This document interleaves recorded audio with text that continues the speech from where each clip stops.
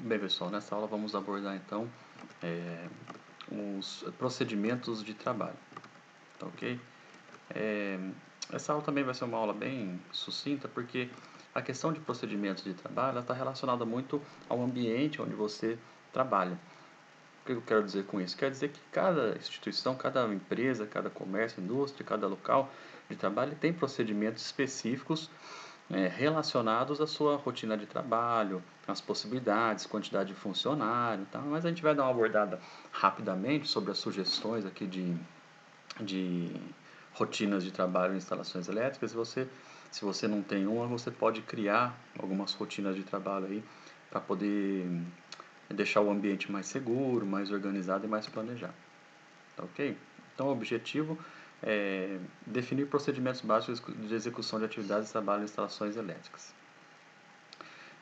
A desenharização da instalação elétrica, a gente já falou a respeito disso, é um ponto primordial com relação a intervenções na instalação elétrica, né, que ele está lá na parte de medidas de controle.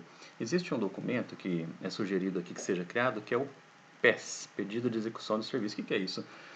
Está mais relacionado a locais onde você vai fazer um desligamento e ele vai interferir na rotina de trabalho das pessoas. Na verdade, sim, quase, quase todos, né, vamos assim dizer. Mas isso é muito comum já a gente ter um procedimento, por exemplo, de desenerização de um setor.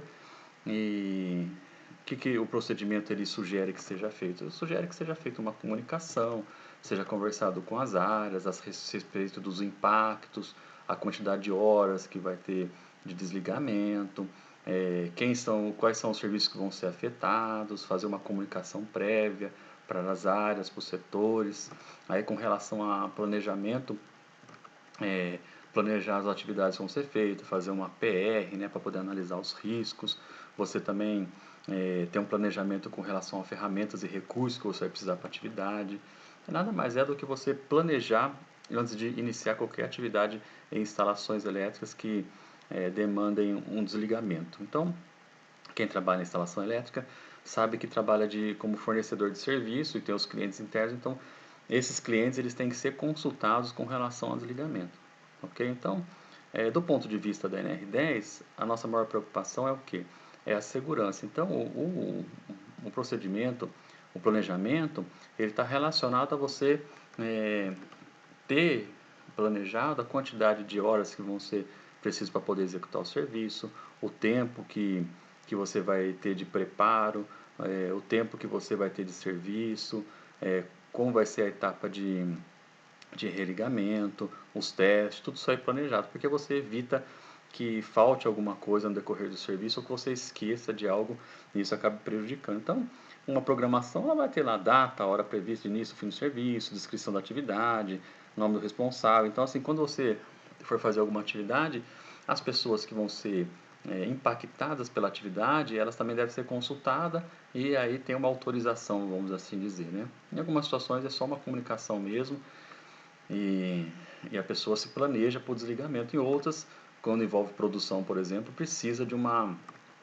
aprovação do setor produtivo, porque eles têm lá uma, um planejamento de entrega de produção, etc. E tal, tá bom? Então, não dá para a gente generalizar aqui que isso deve ser feito em toda a instalação, porque as empresas já têm o seu próprio planejamento com relação a atividades. Algumas coisas que são interessantes aqui desse capítulo da NR10, eu acho muito interessante, é a questão das inspeções, tá bom?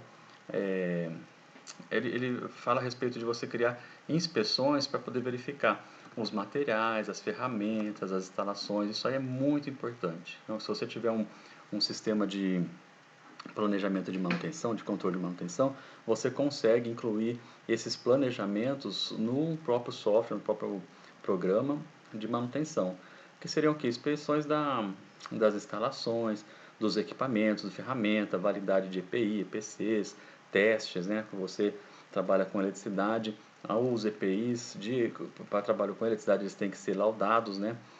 Anualmente tem que ser feito um laudo para saber se eles estão com a resistividade ainda dentro das normas estabelecidas, né? Então tem que fazer teste de resistividade nos equipamentos. Então esse tipo de situação, ele deve sim ser planejado e ser cumprido uma rotina de inspeção.